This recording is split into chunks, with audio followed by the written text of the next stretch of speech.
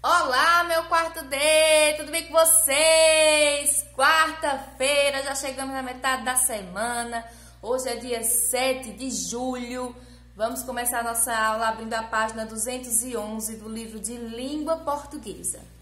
Quem conseguiu saber o desfecho dessa história, quem foi que leu, eu gostei muito desse conto, muito legal. E ele traz muitas outras informações escondidas no conto que a gente vai saber agora, tá? Vamos para a primeira perguntinha da página 211. Só pode ir para essa página quem já terminou o finalzinho da história aqui na parte 4 da página 210, tá? Por que a ideia do jabuti deu certo? Converse com os colegas, ou seja, por que o jabuti, ou seja, aqui já está dizendo que deu certo a ideia do jabuti, que ele conseguiu falar o nome da fruta embaixo da árvore. Por quê? O que foi que aconteceu? Qual foi a técnica que ele fez? A dica que eu dou é que geralmente quando a gente consegue aprender mais uma música, decorar, né, uma música do que um conto, do que um texto, do que até uma frase. A gente decora uma música inteira, mas uma palavra, uma frase é mais difícil. Acho que aí já dá para tirar a resposta, tá? Segundo, alguns contos populares trazem histórias que no passado tentaram explicar fatos ou fenômenos não compreendidos pelas pessoas. Que fato ou fenômeno o conto Jabuti e a Fruta tentou explicar? Eu vou falar que fenômeno é esse porque não temos informações aqui sobre ele, tá? Mas, e como a gente sabe, isso é um conto, né? Uma história inventada.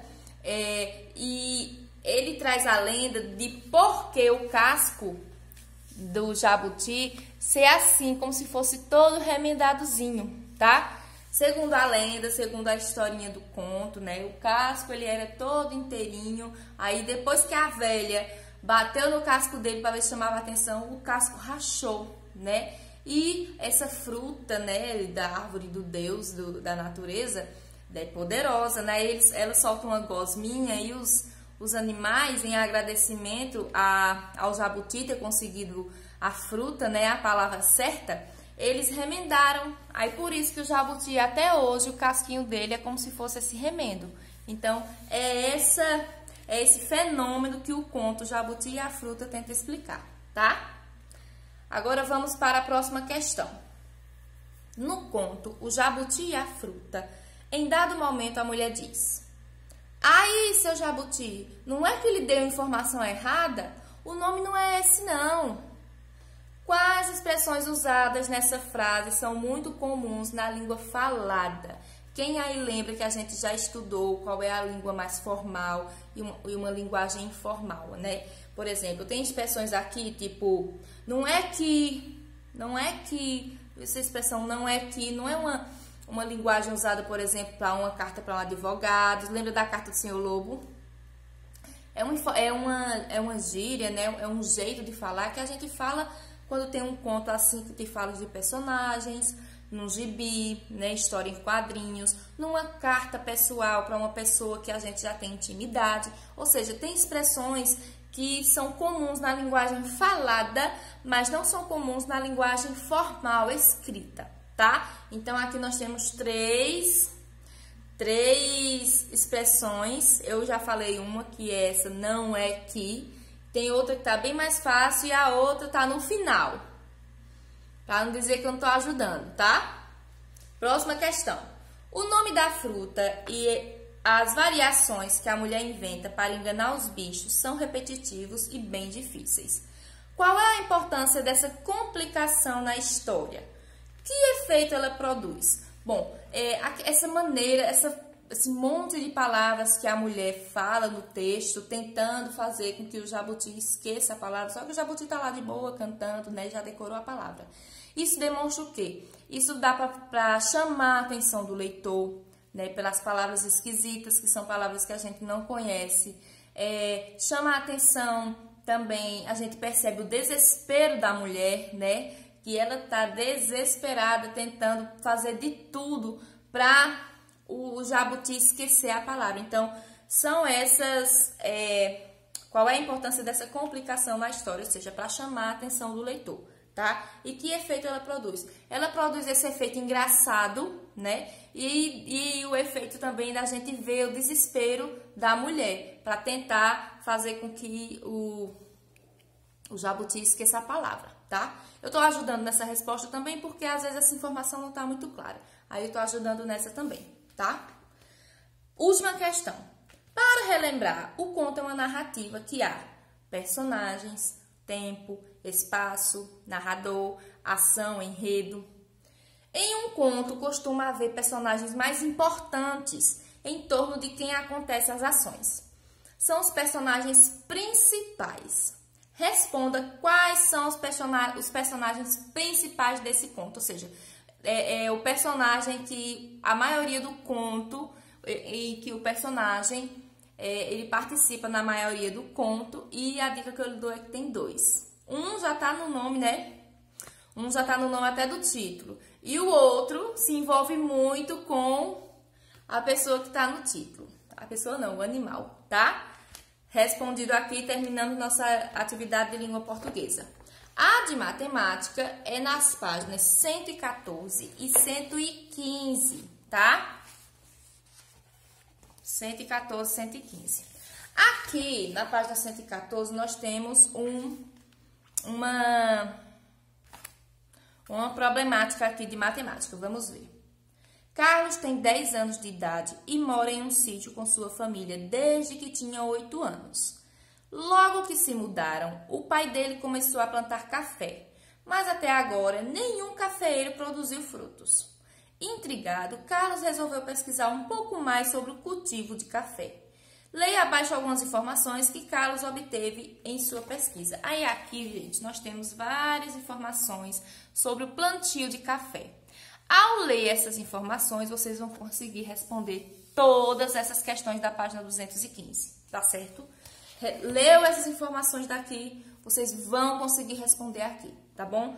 Todas as informações tem aqui nas perguntinhas. Por exemplo, responda as perguntas a seguir de acordo com a leitura que você fez da página 114. Há quantos anos a família de Carlos se mudou para o sítio? Tem até aqui em cima Carlos tem 10 anos de idade e mora em um sítio com a sua família desde que tinha 8 anos. Ou seja, não tem a informação assim, Carlos mora no sítio há tantos anos. Não, mas a gente fala que ele hoje tem 10 anos e mora no sítio desde 8 anos. Fazendo as continhas, então, quantos anos faz que Carlos mora no sítio, tá? Bem fácil. Que informação pode ter ajudado Carlos a entender que o plantio de café provavelmente não tem problema? Ou seja, eles estão lá, né? Eu já ia dar a resposta. Eles estão lá, né? Carlos tem 10 anos e eles estão lá desde 8 anos. Mas o plantio de café, ele só começa a nascer depois de um certo período que você vai ter que ler esse texto para poder entender. Aí vai conseguir responder aqui essa perguntinha, tá? Que Carlos está pensando que tem algum problema, né? Porque já faz esses anos que ele está morando lá e o café ainda não nasceu. Mas é a partir desses anos que o café começa a nascer. E essas informações estão aqui. Eu quero que vocês busquem lá, tá? Letra C. Quanto tempo o pai de Carlos ainda precisa esperar para que cada pé de café do sítio dê cerca de 2,5 kg de frutos? Tá lá essa informação, bem fácil, bem explícita. Na pesquisa que Carlos fez, há diversas medidas. Complete o quadro abaixo com as informações que faltam. Ou seja, aqui no caso a medida seria de tempo. Esse livro já está respondido, gente. Deixa eu estar longe. Aqui temos a medida de tempo, ó. 45 dias, 5 anos e temos outras informações de anos lá, tá? Aí você vai ter que resgatar essa informação. Aí aqui nesse quadrinho temos aqui 45 dias, período que se espera para ver qual semente de cada saquinho teve um melhor crescimento. 5 anos, aí você vai lá no texto e vai ver o que é que acontece com 5 anos.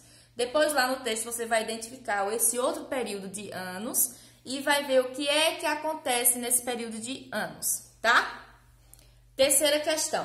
Imagine que você tenha alguns pés de café que já produziram frutos de acordo com a massa indicada no texto. A massa é o peso, tá? Calcule a massa de frutos em quilogramas que você colheria se tivesse a quantidade de pés de café indicadas abaixo. Lá no texto diz que cada pé de café, depois de 5 anos, produz 2,5 kg de café. Aí aqui vocês vão responder quantos cafés você teria se tivesse 2 pés. Lembrando que cada pé equivale a 2,5 kg. Se um pé eu tenho 2,5 kg, com 2 pés de café eu tenho quantos? E com 4, e com 8, e com 10. 10 não, 20. Aí temos aqui as perguntas para você fazer essa multiplicação ou essa soma. Se você quiser somar 2,5 mais 2,5 mais 2,5, tá? Que eu acho que chega até a ser mais fácil no momento da gente. Ou então, se você tá craque em matemática, faz logo a multiplicação mesmo, tá? Pode pedir ajuda a alguém, mas nessa primeira, quando a gente faz aqui, a letra A já consegue desenvolver os outros facilmente, tá bom? Concluímos a nossa atividade de matemática da página 115. Agora vamos para História, que nas quartas-feiras nós temos a aulinha de História. Abra um livro na página 96 e 97. Tá? 96 e 97. Por que ocorreram migrações do campo para a cidade? Muitos camponeses pobres não possuem terras para plantar e precisam trabalhar nas lavouras de outras pessoas. Além disso, as terras dos pequenos agricultores são compradas pelos donos de grandes propriedades. Na década de 70 e de 1980, os grandes movimentos migratórios ocorreram em função da mecanização da agricultura e da consequente expulsão da mão de obra do campo. Ou seja, foram aparecendo as máquinas que antes a aração de terra, o plantio, a colheita, eram todas feitas manualmente. Então, eles precisavam de muitos camponeses, de muitas pessoas trabalhando. Com o decorrer da modernidade, foi aparecendo máquinas que fazia tudo isso sozinha. Então, muita gente que morava na zona rural foi demitida, perderam seus empregos, porque não precisavam mais deles nas plantações, que a máquina substituíram eles. Depois desse período, o êxodo rural vem diminuindo, ou seja, a saída vem diminuindo.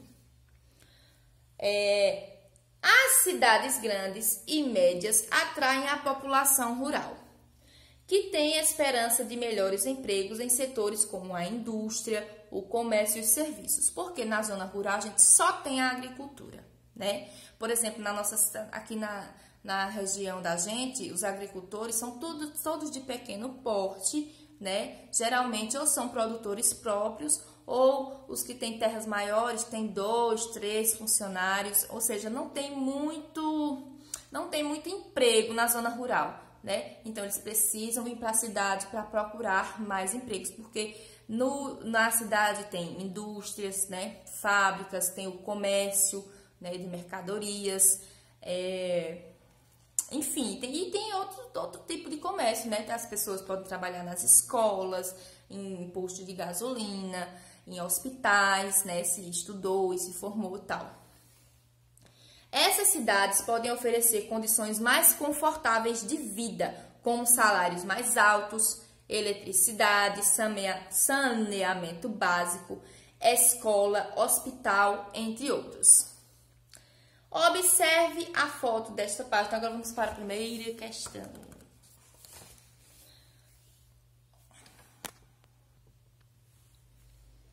Observe a foto desta página e responda as questões a seguir. O que a máquina agrícola mostrada na foto faz?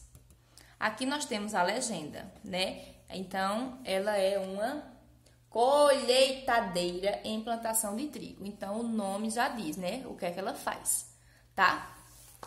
Letra B. Que relação há entre o surgimento das máquinas agrícolas e o êxodo rural, ou seja, a saída das pessoas, né, porque as pessoas não estão indo mais tanto para a zona rural. Então, o que é que as máquinas têm a ver? Eu acabei de explicar, né, gente? Agora, nós temos aqui, ó, a imagem da Avenida Lucas Nogueira, em São Paulo, em São Bernardo do Campo, São Paulo. Essa foto é de 73. E a outra, essa foto é de 73 e essa outra é de 2017. Foto da mesma avenida em 2017. O êxodo rural foi um fator que levaram ao crescimento da cidade, ou seja, a saída. O êxodo rural é a saída das pessoas da zona rural para a cidade grande, contribuiu para o aumento da cidade. Por quê? Quem vocês acham que trabalharam na construção desses prédios que em 73 não tinha nenhum prédio desse tamanho? Quem vocês acham que construíram tudo isso, né? A mão de obra das pessoas que vêm da zona rural, que vêm do Nordeste, né?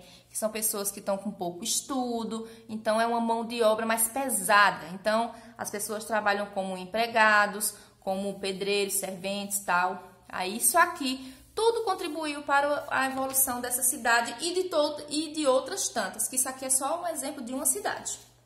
Agora, vamos aqui para as perguntinhas da página 97, tá?